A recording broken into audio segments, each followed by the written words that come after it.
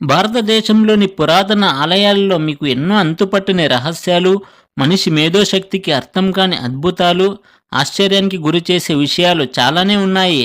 అందులో ఒకటి జ్వాలాముఖి దేవాలయంలో నిత్యం మండే అగ్ని. ఇందులో రహస్యం ఏముంది?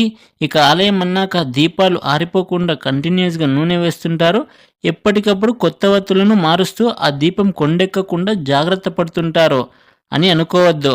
ఎందుకంటే అలా అగ్ని నిత్యం మండుతూ ఉండడానికి అలాంటివి ఏమీ చేయరు. ఈ జ్వాలాముఖి ఆలయంలో ఎటువంటి నూనె లేకుండా, ఎటువంటి వత్తులు లేకుండా కొన్ని వేల సంవత్సరాల నుంచి మంట వస్తూనే ఉంది. ఈ రహస్యాన్ని ఛేదించడానికి శాస్త్రవేత్తలు ఏమైనా ప్రయోగాలు చేశారా? ఈ ఆలయానికి సంబంధించి ఏవైనా పురాణ కథలు ప్రచారంలో ఉన్నాయా? ఇలాంటి విషయాల గురించి ఇప్పుడు మనం తెలుసుకుందాం. ఈ జ్వాలాముఖి దేవాలయం హిమాచల్ ప్రదేశ్లో కాంగ్రా జిల్లాలో ఉంది. ధర్మశాల నుండి అయితే 50 కిలోమీటర్ల దూరంలో ఉంటుంది. దేవాలయంలో ఆది పరాశక్తి దుర్గామాత జ్వాలాముఖిగా పూజలు అందుకుంటుంటుంది.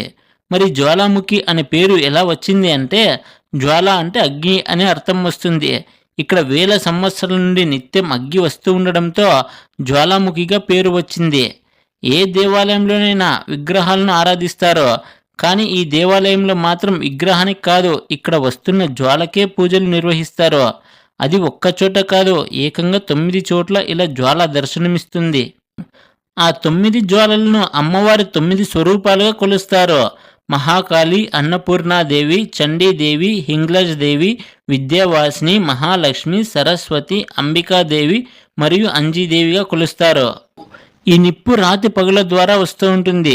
ఈ జ్వాల ఎలాంటి ఇంధనం లేకుండా వేల సంవత్సరాల నుండి ఎలా మండుతుంది అనుకుని శాస్త్రవేత్తలు ఈ ప్రాంతంలో భూగర్భంలో ఏవైనా గ్యాస్ నిల్వలు కానీ, ఆయిల్ రీసోర్సెస్ కానీ ఉన్నాయా అని అనుకుని వాటిపై పరిశోధన చేశారు. కానీ ఆశ్చర్యకరం విషయం ఏమిటంటే అక్కడ అలాంటి సోర్స్ ఏమీ లేదు అని నిర్ధారణ అయింది. మరి ఎలా వస్తుంది అనుకుంటున్నారా? సైన్స్ పరంగా అయితే ఎటువంటి ఆధారాలు లేవు, కానీ ఈ స్థల పురాణాల ప్రకారం ఆలయానికి సంబంధించి కొన్ని కథలు ప్రచారంలో ఉన్నాయి. అవి ఇప్పుడు మనం తెలుసుకుందాం. ఒకానొకప్పుడు పశువుల కాపరి పాలు పితుకుదాం అని చూస్తే ఆవు దగ్గర పాలు ఉండవు. సరే అనుకుని మరుసటి రోజు, ఆ తర్వాతి రోజు చూసినా ఆవు దగ్గర నుండి పాలు రావడం లేదు. ఎందుకని ఆవు దగ్గర పాలు రావడం లేదు? ఈ ఆవు ప్రతిరోజు ఎక్కడికి వెళ్తుంది చూద్దాం అని ఆవుని ఫాలో చేయడం మొదలు పెడతాడు. ఆవు అడవిలోకి వెళ్ళిపోతుంది. ఇతను కూడా ఆవు వెంటనే వెళ్తాడు. చూస్తే ఒక ఆడపిల్ల వచ్చి ఆవు దగ్గర పాలు త్రాగేసి నడుచుకుంటూ వెళ్ళిపోతుంది. కొంచెం దూరం వెళ్ళగానే ఫ్లాష్ లైట్ మాదిరిగా రాగానే ఆమె మాయమైపోతుంది. ఇదంతా చూసిన పశువుల కాపరి నివ్వెరపోయి ఆ ప్రాంతానికి రాజైన భూమిచందుకు చెప్తాడు. భూమిచందుకు ఆ ప్రాంతానికి సంబంధించిన స్థల పురాణం తెలుసు. ఏంటి ఆ స్థల పురాణం అంటే, దక్ష ప్రజాపతి పరమేశ్వరుణ్ణి అవమానించడంతో తన తండ్రి అలా తన భర్తను అవమానించడం భరించలేక సతీదేవి అగ్ని ప్రవేశం చేసేస్తుంది.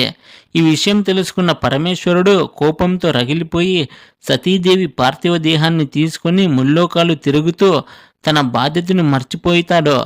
దేవతలు శ్రీ మహావిష్ణువుని వేడుకోగా ఆ మహావిష్ణువు తన సుదర్శన చక్రంతో సతీదేవి పార్థివ దేహాన్ని ముక్కలు చేసి పరమేశ్వరుని బాధ్యతను తెలియజేశాడు. అప్పుడు సతీదేవి పార్థివ దేహం సుదర్శన చక్రం వలన 51 ముక్కలుగా చీలి ఈ భూమి మీద పడతాయి. వాటినే మనం శక్తిపీఠాలుగా కొలుస్తున్నాం.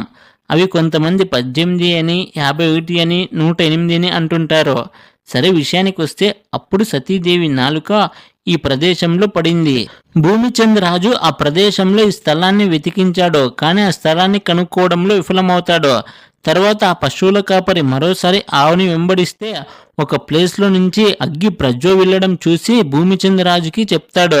ఆ రాజు ఆ జ్వాలని చూసి సాక్షాత్తు అమ్మవారి స్వరూపమని అక్కడ దేవాలయాన్ని కట్టిస్తాడు. తర్వాతి కాలంలో ఇక్కడకు పాండవులు వచ్చి ఈ దేవాలయాన్ని రీకన్స్ట్రక్షన్ చేశారని అంటుంటారు.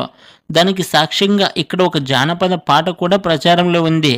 పంజన్ పంజన్ పాండవన్ తేరా భవన్ బనాయి అని. ఇక చరిత్ర ప్రకారం కూడా ఈ ఆలయానికి సంబంధించిన ఒక కథ ప్రచారంలో ఉంది. ధ్యాను భగత్ అనే జ్వాలాముఖి దేవికి పరమభక్తుడు. ఇతను వేల మంది భక్తులను వెంట పెట్టుకుని ఆ జ్వాలాముఖి దేవి దర్శనానికి వెళ్తుంటే అక్బర్ సైనికులు ఢిల్లీలోని చాందీ చౌక్లో నిలబెట్టి అక్బర్ దగ్గరకు తీసుకెళ్తారు. ఇన్ని వేల మందిని వెంట పెట్టుకుని ఎక్కడికి వెళ్తున్నావు అని అక్బర్ అడుగుగా ధ్యాను సమాధానమిస్తూ, జ్వాలాముఖి దేవి దర్శనార్థం వెళ్తున్నాను, వీరందరూ అక్కడికి వస్తున్నారు మహారాజా అంటాడు. జ్వాలాముఖి దేవినా, ఎవరు అని అడిగితే దానికి ధ్యాను అమ్మవారి మహిమ గురించి వివరిస్తాడు.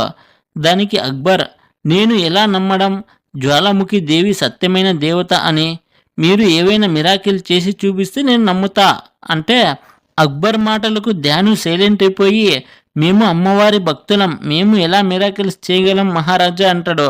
దానికి అక్బర్, నీ భక్తి నిజమైతే ఖచ్చితంగా అమ్మవారు నీ కోరికను మన్నిస్తుంది. ఒకవేళ నీ భక్తి నిజమై అమ్మవారు నీ కోరిక తీర్చలేకపోతే అమ్మవారిని పూజించడం ఎందుకు? అప్పుడు అమ్మవారిలో సత్యం లేనట్టే కదా. సరే, అమ్మవారిలో సత్యం ఉందో లేదో పరీక్ష పెడతాను, నీ గుర్రం తలను నరికేస్తాను, నువ్వు నీ భక్తితో నీ గుర్రాన్ని బ్రతికించు, అప్పుడు నేను నమ్ముతాను జ్వాలాముఖి దేవిని అని గుర్రం తలను నరికేస్తాడు. ధ్యాను భగత్ స్పందిస్తూ, మహారాజా, మీరు నా గుర్రాన్ని తలతో సహా భద్రపరచండి అని వేడుకోగా అక్బర్, సరే, మీ అంగీకారాన్ని ఒప్పుకుంటున్నాను, అలాగే మీ యాత్రకు పర్మిషన్ ఇస్తున్నాను అంటాడు. ధ్యాను భగత్ తన పరివారంతో అక్కడి నుండి బయలుదేరి జ్వాలాముఖి దేవి ఆలయాన్ని చేరుకున్నాక అమ్మవారిని వేడుకుంటాడు.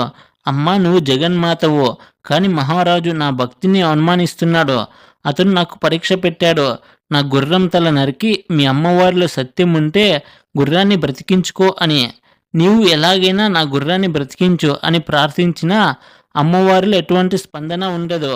దీంతో ధ్యాను భగత్, అమ్మ, నీలో సత్యం లేదని రాజు దగ్గర తలదించుకునే బదులు నా తల నరికి నీ పాదాలకు సమర్పిస్తాను అని ధ్యాను భగత్ తన తలను నరుక్కుంటాడు.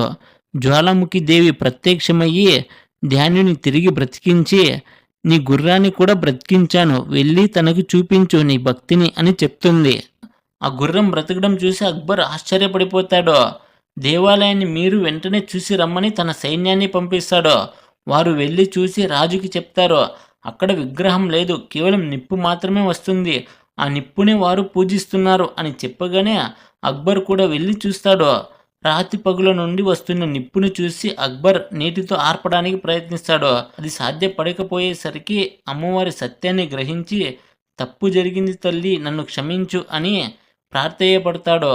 అంతేకాదు, అమ్మవారికి బంగారంతో ఉన్న గొడుగు లాంటిది పారాసోల్ చేయిస్తాడు. అది ఇప్పటికీ ఉంది. 1815లో మహారంజిత్ సింగ్ జ్వాలాముఖి దేవాలయాన్ని సందర్శించి బంగారు పూతతో గోపురాన్ని చేయించాడు. మీలో ఎవరైనా ఈ జ్వాలాముఖి దేవాలయాన్ని దర్శించుంటే కామెంట్ చేయండి. ఈ వీడియో ఇంతసేపు చూసినందుకు మీకు చాలా థ్యాంక్స్. మీరు ఈ వీడియోకి రేటింగ్ కూడా ఇవ్వచ్చు. బాగా నచ్చినట్లయితే 5, బాగుంది అనిపిస్తే 4, పర్లేదు అనుకుంటే 3, బాగలేదనుకుంటే 2, ది వరెస్ట్ అనుకుంటే 1 ఇవ్వండి. మీ ఒపీనియన్ని కామెంట్ ద్వారా తెలియజేయండి. మీకు నేను చెప్పిన ఎక్స్ప్లెనేషన్ వే నచ్చితే లైక్ చేయండి. అలాగే మరిన్ని మంచి టాపిక్స్ కోసం ఎన్ఏకే ఛానల్ని సబ్స్క్రైబ్ చేసుకోండి.